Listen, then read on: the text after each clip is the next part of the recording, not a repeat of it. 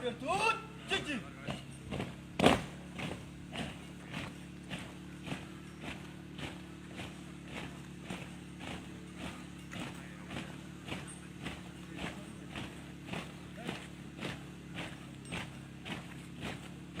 Harun Yatib, Lok, Lam, Jadi.